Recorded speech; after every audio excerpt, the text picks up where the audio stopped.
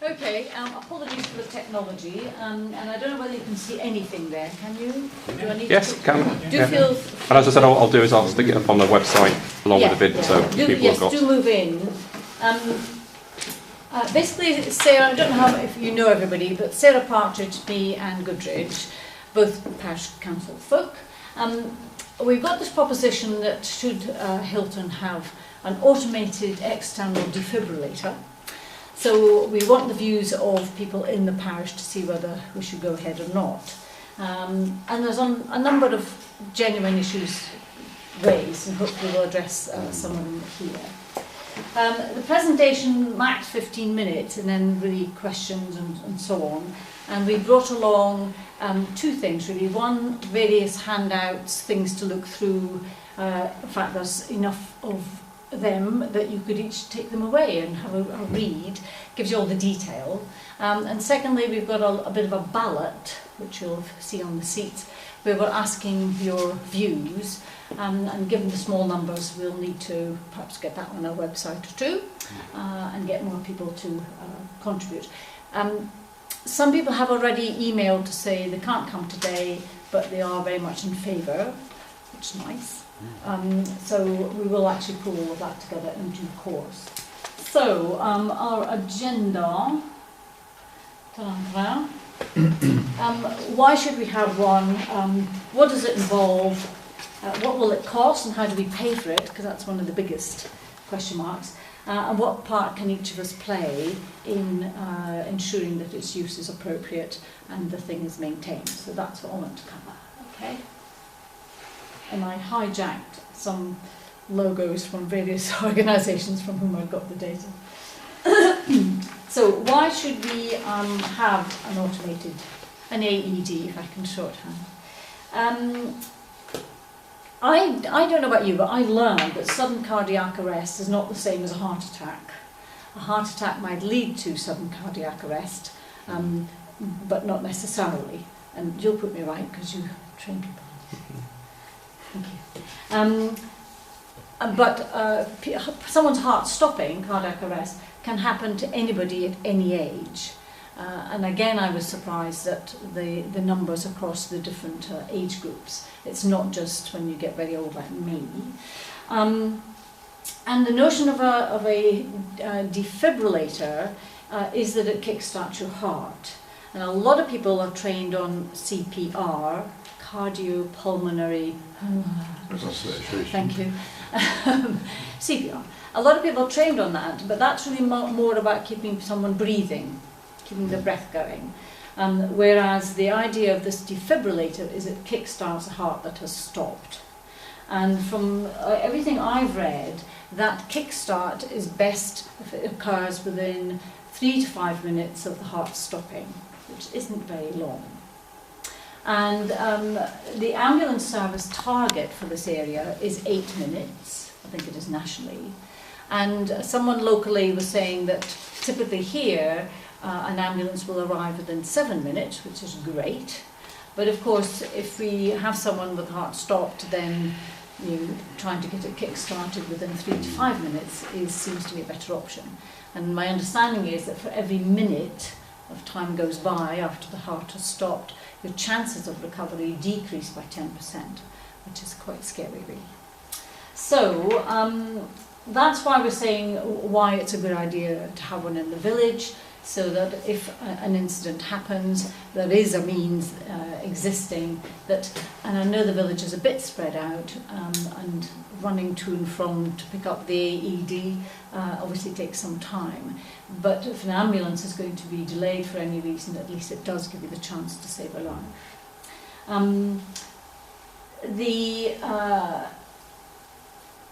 Yeah, I'll carry on, sorry, I'll go on to my next bit and come back to that. So what does it actually involve? I think. A lot of people have said, but you can just ring the ambulance, can't you? And of course, if someone has a cardiac arrest, then of course you ring the ambulance. That is the first thing that you do. And if you're on your own, it's the only thing you can do in terms of an initial action. And then if you're trained or willing, you can try CPR to keep someone going. So for one person on their own with someone who's had an incident, the AED, unless it's exactly by the hand, isn't much use, to be honest. But if there's more than one of you, then one person stays with the patient on the phone to the ambulance, and the other person or people can get the AED and bring it back and so forth. The ambulance service has to know about a local AED. They have to provide you with a code so that someone can unlock it. Because you've advised them of where it is, etc., they can pinpoint it on their map and hence get the ambulance to the right place. So it's very much a service that's linked with the ambulance service. It's not separate from.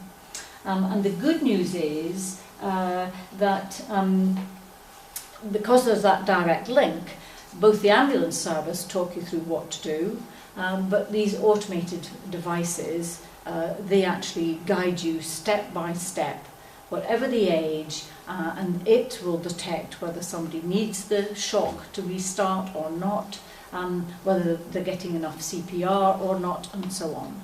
So they are devices that are actually well automated. Okay, so that's really just what I said. Okay. What else does it involve? Well, a number of people have made suggestions about where to place an AED, and where we ended up was somewhere on Potton Road would be ideal. That's probably most central.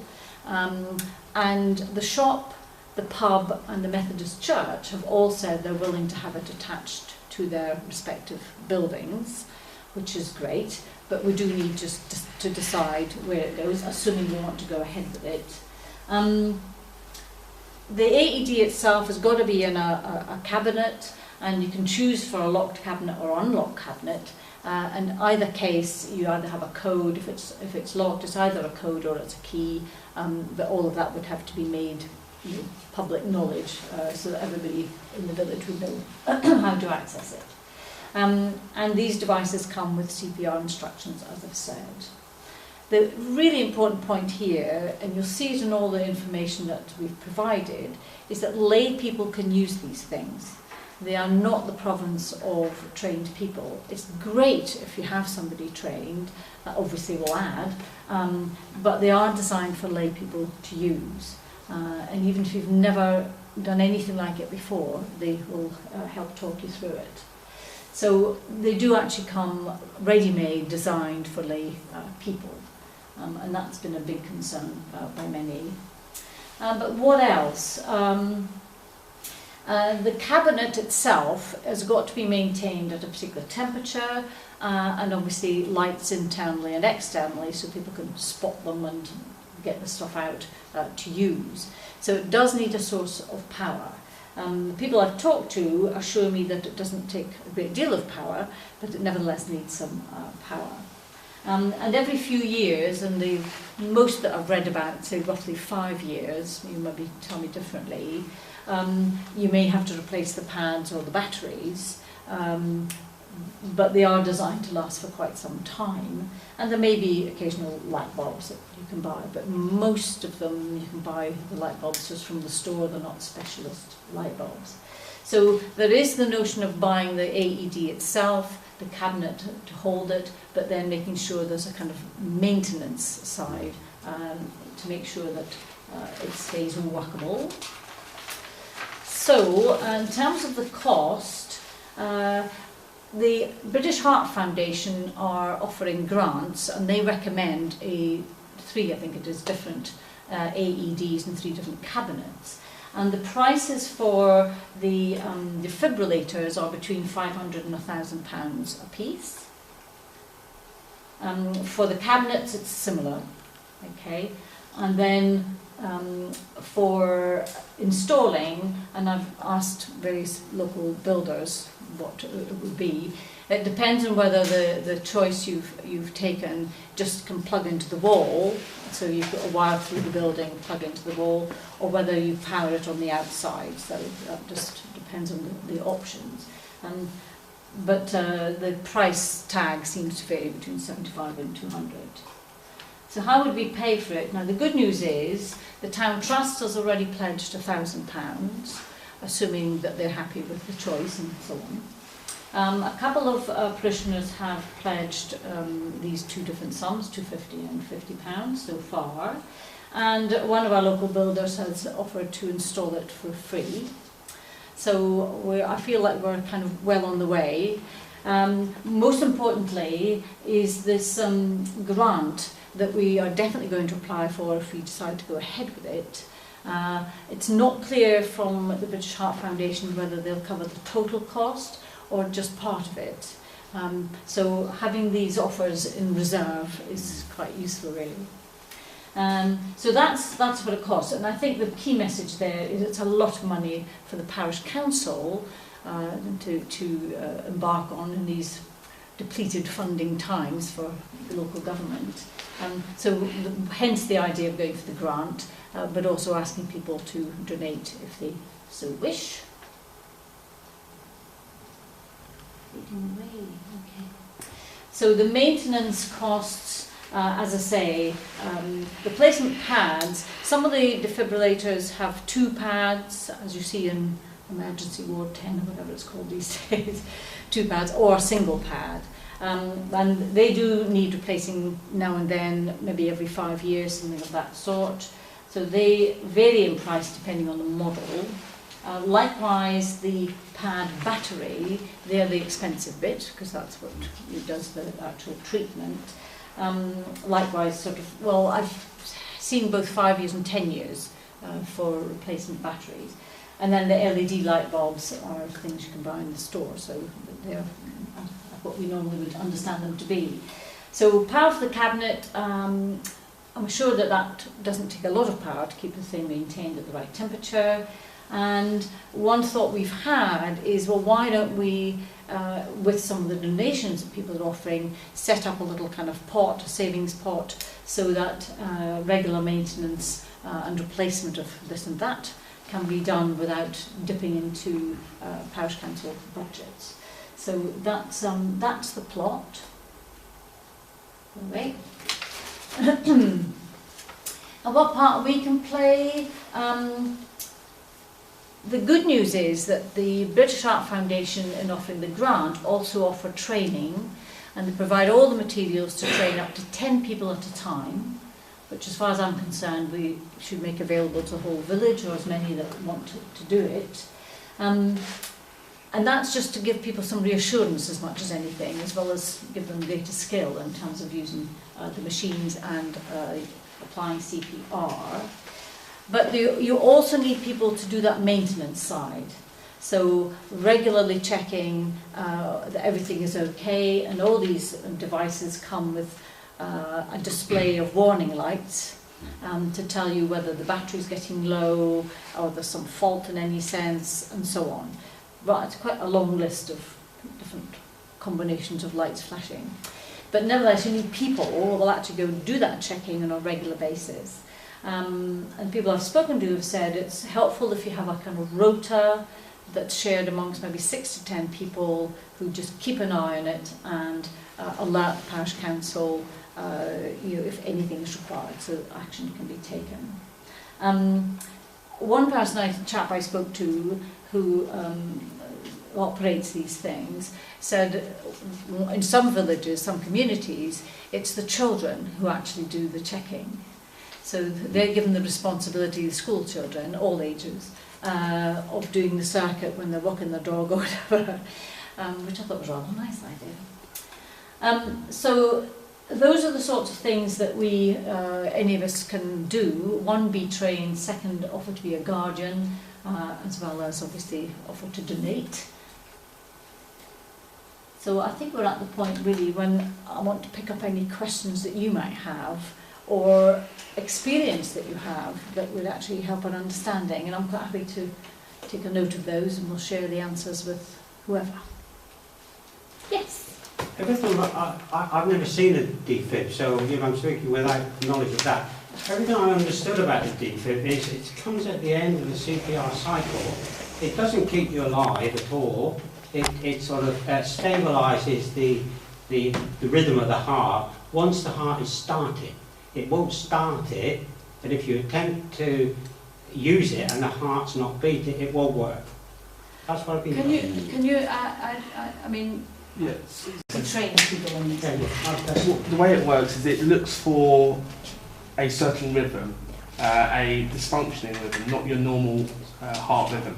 So if you don't have a heart rhythm at all, or if you have a normal heart rhythm, it just will not work.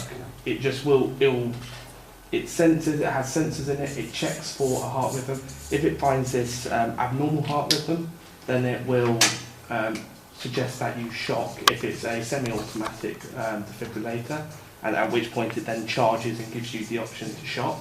Or you get some which will shock automatically. It just depends which one you go for. Does that answer your question? Well, I mean, are we proposing a semi-auto or an auto? Auto. Yes, more, it's a better one. But so with your experience, you say that this is a tool that can be used for jump-starting the heart.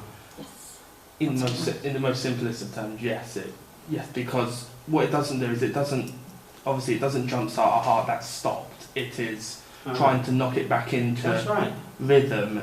It's trying to knock back into rhythm a dysfunctioning cycle into the normal cycle. So if the heart stopped, it's not effective really.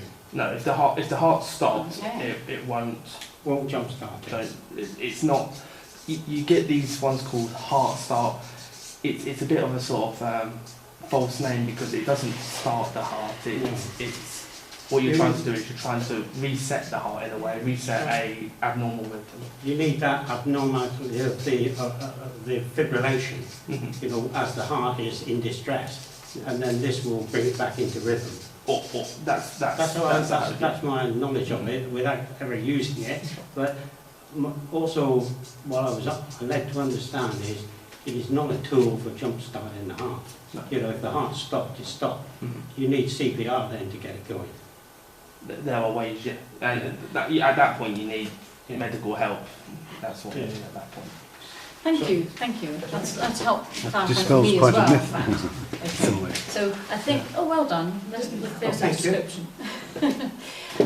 I guess, I mean, and certainly my understanding is that you need the combination of CPR and the defibrillator in some circumstances.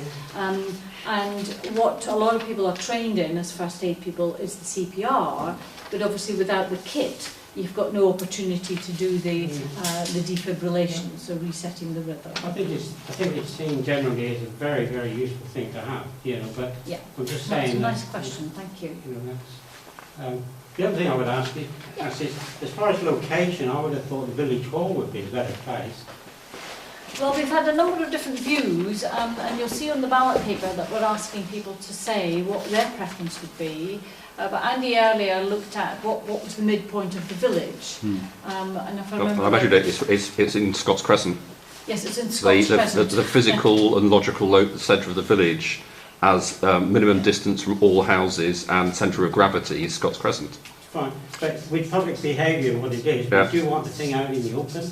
Well, it's got to be found easily, and actually having it in the open has some benefit of security by way of when something's away in the dark and nobody there, then it's more likely to get vandalised than actually having something, you know, outside the pub or the shop where people are passing all the time. So you get that security of having people around, which deters actually vandalism normally. Yeah.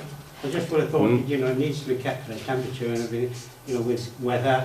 I would have thought that in a village hall is where people congregate generally. But it's going to be outside wherever it is, not in. Oh, it's got to be outside. Yes. Because otherwise, what the issue you've got is that you've then got to get someone to open up the village hall. Yeah, okay. No, it's in a cabinet outside. Okay. Yeah. I see that. Yeah. Someone raised earlier, in us having suggested it in the Parish Council, the whole question about, well, vandalism, you know, mistreatment of the thing. So I spoke at length to a chap who sells these and maintains them, and he said that in all his 8 years he'd been involved with the AEDs, he'd never ever found any sufficient act of vandalism. Some people had spray painted something on the cabinet, but it hadn't interfered with the operation of it. The second thing he said, which I found very interesting, was this thing about if you advise people in your village or your community of all ages and actually encourage young people to regard this device as something that's life-saving, potentially for them, never mind their ageing grandparents or whatever else, then you're less likely to get any acts of vandalism. In fact, the chap went on to say that in all his 8 years that had never been an issue raised with him before, this thing about would it be vandalised. So it's always a chance, it's always a risk. Does the cabinet that we're looking at come with an alarm? Come with an alarm? There are 3 recommended, and That's always a good deterrent, and also I'm just thinking if it's by yes, the pub, then you know you're going to say, well, Simon's going to come out with his big stick. Is quite a good deterrent, isn't it? Being there and in a place where there are people, so it has a vandal alarm, whatever it is. That's a really good deterrent. Don't know, but I can find out. I think the other point for me is that if there is some damage done, or if somebody has the will to damage such a device, being placed on the Potton Road, I would have thought was less likely to happen because you're surrounded by the houses and people might hear something. Out here, it's a wee bit more remote, so we wouldn't know about it till the next day or whatever, and somebody walked past. So there is an argument for having it placed, where there are houses, so that it's less likely somebody might want to damage it. It's very difficult to predict where the casualty will occur. So you have to take... No, I must admit, I've changed my mind from my original thoughts. I thought the village hall was perfect for it because of the density of people. You know, you've got the football clubs, you've got feast week, you've got things. So you have a density of a lot more people, but actually most attacks happen in the home. So the majority of heart attacks happen in the home. So being closest to the most homes is probably more benefit. Yeah. And as you say, that actually the fact that it's easy to find, it's lit, it's secure, and there are more likely to be people around, I think, is actually a better benefit. Sometimes they put in shopping malls, aren't they? Train stations. Because people can dive straight on them. Yeah. I mean, wherever you put it, for someone to get there, who's going to hold the code for unlock it? You get that from the ambulance service. Yeah, but how many people in the village will know the code? They won't. The whole idea is that the first thing you do is ring the ambulance service, and if you then say we have an AED in the village, because they know about it, because you have to tell them, they give you the code, and then you go and unlock it. That's eating into the time a bit.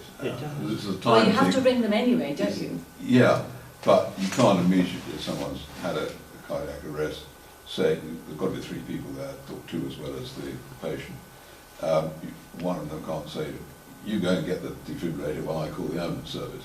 So I understand, The one who's got to get the defibrillator's got to wait until they've got a code, and then he's got to shoot it off and find it.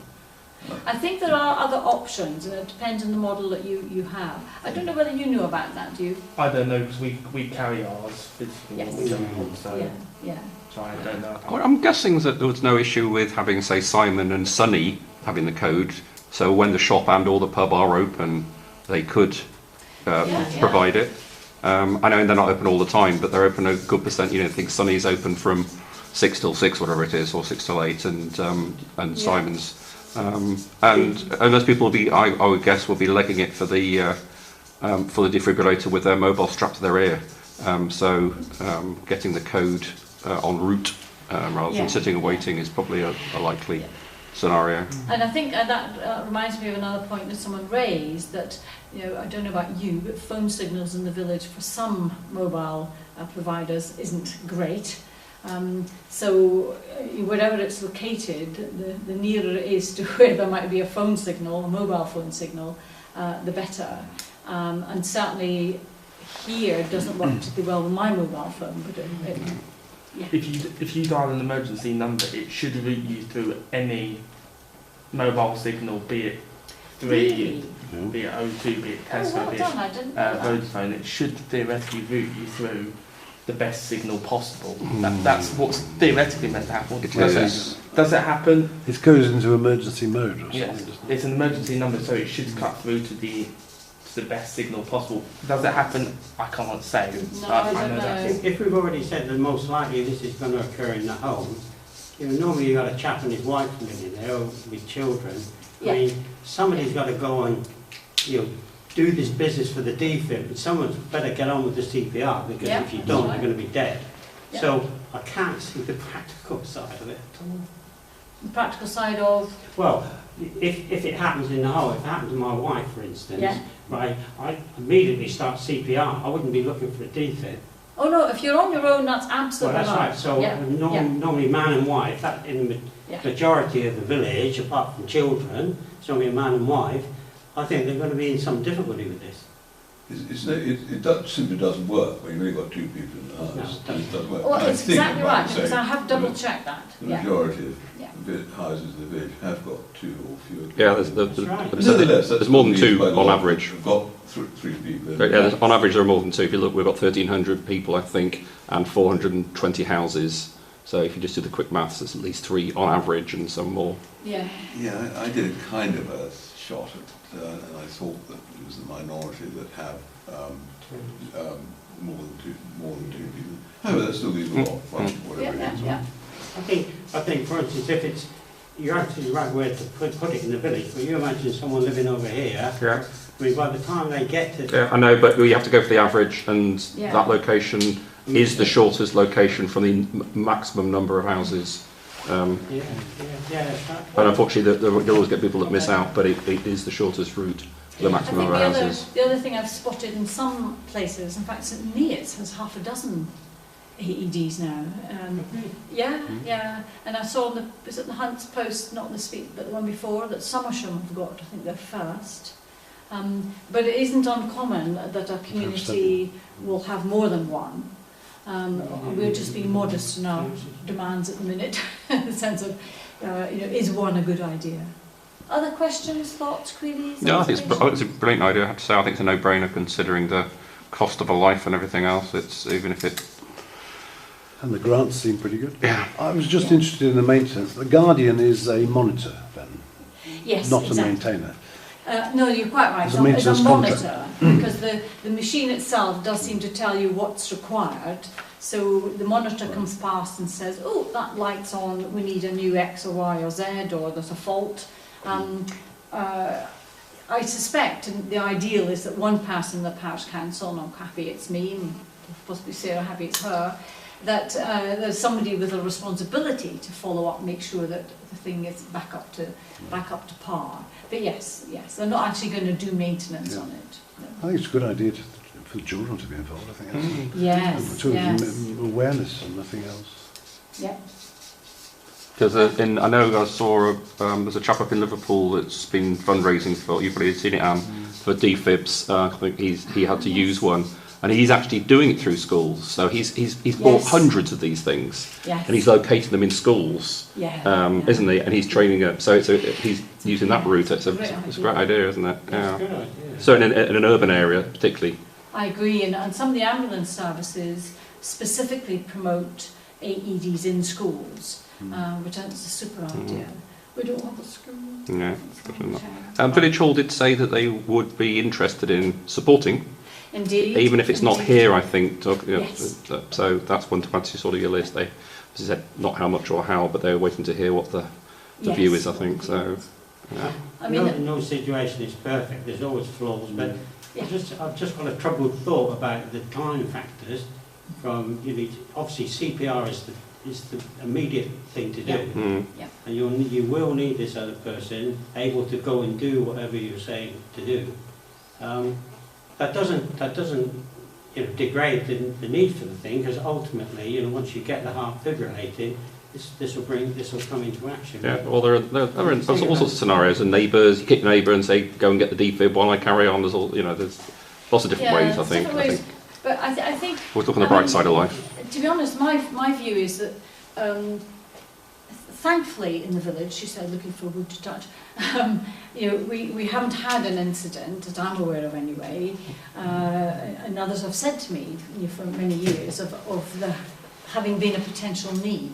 So there's one bit in me says, I'm perfectly happy if an AED in the village is never used, because that's great. However, if there is that one occasion, and it's someone in your family or that you know, then you want the best possible for them. And there must be, I don't know, many AEDs sprinkled around the country that may never get used.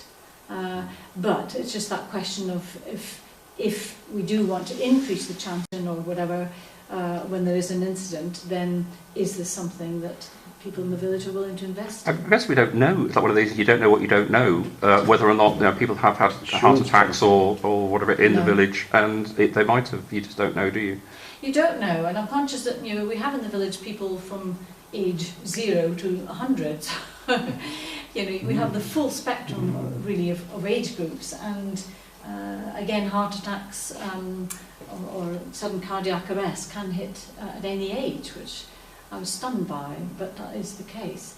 And I thought also, and I don't know if this is right, but with Potton Road and all the traffic and the crossroads and the potential for accidents, you do get sudden cardiac arrest as a result of a road accident or pedestrian with traffic.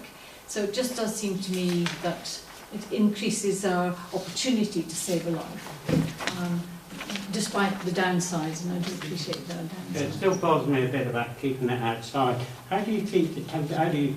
It's got a heater in it. It's a cabinet with a... Has it got its own heater? And Yes. And a light. That's why you need the cabinet has to be plugged into electricity, because it's heating the whole unit to maintain a temperature, as well as powering it in terms of lights, so you can see it. Pick the power from the lamppost, or It'll be it'll into be the wired pub or in. into the shop through the wall, I would guess. Yeah. It was here when you drill a hole in them. Yeah. yeah, but if we put it in the middle of Scots Close, this is... No, Oh, no. Potton Road. We No. Scots Coast is the centre of the village, at the absolute centre. The next nearest place is the village hall, the Methodist church, or the pub. If you measure the distance from that dead centre of the village, it's all right. And the distance, I've measured the distances to the church. That was one suggestion. Distance to here, and the distance to the pub and the Methodist, and that is still the shortest distance from the dead centre of the village. Yeah. So, Seems a good idea to have it somewhere where the people know about it. You've got number 17 Kedger Avenue, you know who's going to think about it. But if it's at the pub Yes. or the shop, Run to the You pub. see it. Methodist Yes, church, you see people it. will remember Yeah. that. And given that Potton Road has the bus stops and so on, then at least people get used to where it is, which I think is an added advantage of it being placed. And does anyone know of any examples where one of these has been effective in a kind of village situation like this? Well, interestingly, if you go onto the British Heart Foundation website, there are a number of qualifying questions for you to apply for a grant. And one of them is that you're either in an urban area that is very high density, or you're in a rural location and you're some distance from A&E departments. So I'm deducing from that, and this is a sideways answer to your question, is that they've recognised that those are the occasions where you're less likely to get your ambulance turning up on time to actually give you the best chance. There are lots of examples of success. And one of the things I like to put on our website is, if you go into the St John's Ambulance website, East of England Ambulance website, and the websites of the suppliers, but then they would do that, wouldn't they? You will get lots of examples of where there have been successes. So they are certainly deemed to be useful. Given that you train on CPR, do you train on using AEDs as well? Yes. Right. What would your view be in terms of their effectiveness, usefulness? Well, the example we always use, the example I personally use, is that I read an article, scientifically published article. It was in Chicago in America. 21 times it was used within the study period. It was applied 21 times. Yeah. Of that, 16 people required a shock.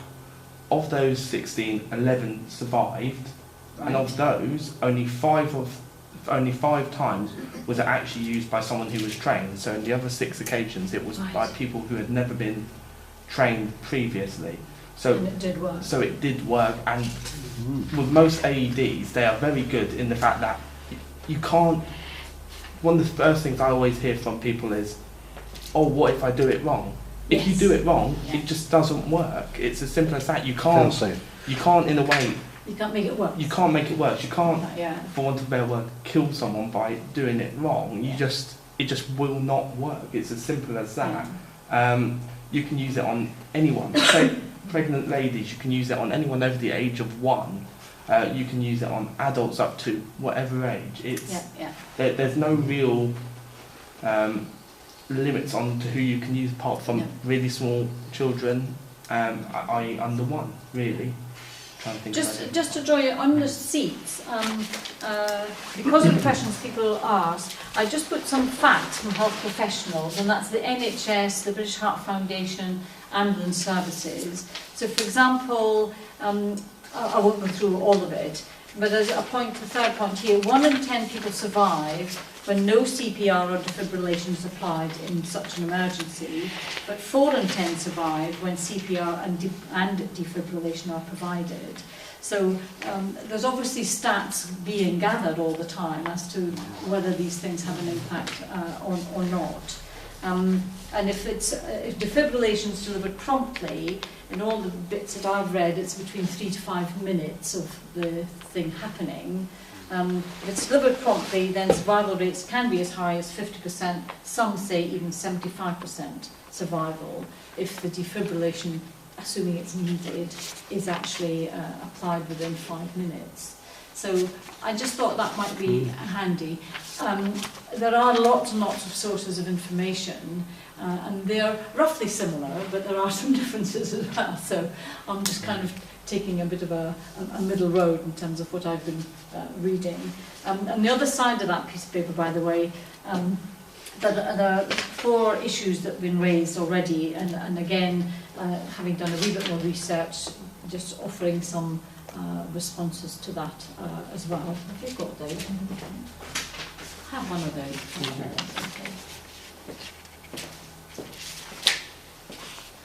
So I'll just let you perhaps have a read of those. Just when you made, I just have the automatic version. Once you open it, right, it's you just sort of follow the prompts and stand back, you know. Basically, obviously you need to, once you've opened it up, you need to apply the pads on. But yeah, basically it is almost, well, it is foolproof basically. Normally on the pads it has little diagrams that show where to place the pads. Obviously the only difference for that would be if you're using on a small child, the ways change. You normally put it on the front and back for a small child. Because obviously the pads are a fair size, so on a small child, it just wouldn't work. Some of them have just one pad, I note. Which is I've never seen one with the one pad. I've heard of them, but I've just never physically seen them. I just wonder if is there any provision for taking people through this? Because I understand talking to someone who knows a bit, they say that there's a couple of, the principal risks that the chap was telling me is that when people are doing this, you're up against the casualty, and if they're touching the casualty, it doesn't work at all, because it throws the heart, it picks up the heart of the person who's kneeling. So, little things like that will, in the heat of the moment, you'd be pushed up against the casualty. Well, you said there was training provided by the British Heart Foundation are saying that part of them providing the grant, and assuming you have to then purchase one of the AEDs they recommend, but they also provide you with all that you need to train groups of 10 people at a time. So I think the training would be a great idea anyway. But certainly, I think to get volunteers to be trained, great. As well as a few that might help to do that monitoring, to check on it. But the training, I think, would give people more confidence about using the device. And obviously, I did think of bringing you all sorts of detail on different devices, but that could be confusing because ultimately if we go ahead with it, we're only going to have one, and we need to be specific about the instructions for it. Really. Yeah. Any other questions or thoughts? I think it's very No, very good. Thank you, Anne. Well, the other piece of paper on the chairs is a little ballot, and there are a few pens at the back of the room. I've got a pencil I've got a pen here if you want to. And just would ask you to give us your views, and as I say, we'll need to ask others, but just a simple, straight yes-no question about should the village have one, a defibrillator. And if yes, where do you think it should be located? Given our discussion, I think that's been very useful. Would you be willing to be a guardian or a monitor, rather, of the defibrillator, which I think we do need some volunteers? And would you like to be trained? Because if there is, depending on the level of interest in the training, then obviously we'll organise a sufficient number of events to do that, assuming that we go ahead. And in the event that we, particularly if we don't get the grant, would you be willing to pledge a donation? That would always be nice. You see, you should have said in the chat that we don't get a grant, would you like to be a donor? That's a slightly different question. Wow. Can we drop these off somewhere? Because you wouldn't, I think I'd need... There's a ballot box at the end of the room, Yeah. or you can just pop them in on my letterbox Where's your letter? at Hilton Hall. All right, okay, that's fine. Very happy you do that if you want to take it away and have a Yeah. ponder. In fact, take several, give them to your neighbours. And you'll see on the back, just to give you some room for any other thoughts or comments, and asking for contact details if possible, because it may well be that subsequently, if we go ahead with it, if the view is positive, then we can let everybody know by email or phone what's happening and when the training might be, as well as put it on websites. So you're going to put anything in the spectrum maybe to give the wider village? Yeah, definitely. I think at this point what we're just trying to gather is views. And if the overwhelming view in the village is forget it, waste of time, then fine. We'll put that in the spectrum. If it's no, we'd like to go ahead, then we can then say, we're now applying for the grant, and then when we know the result of that, we'd obviously update and so on. And it would come through the parish council minutes and so on as well. I'll put this on the website as well, the questions and the feedback Okay, if you well, like. I can send you a soft version. It's got copyright Hilton Parish Council on here, so I better go ask permission, hadn't I? Can we give them permission? We three? I think we No, not we don't want to give permission. I think we owe you. We're not authorised to do that. Oh, no. I think we owe you a vote of thanks. But I did, you'll get a for what present you've doing done. it. Oh, well, that's very sweet of you, but I just would like more people to know about the possibility Yeah, that's good. and give their views. And I thank you very much for your input, because it helped my understanding as well. But if you want to take some handouts, Sarah will guide you towards them. If you want to take more of these wee leaflets and give them to your neighbours, colleagues, just pick them off the chairs, or there's some at the end. Yes, there's some on the chairs.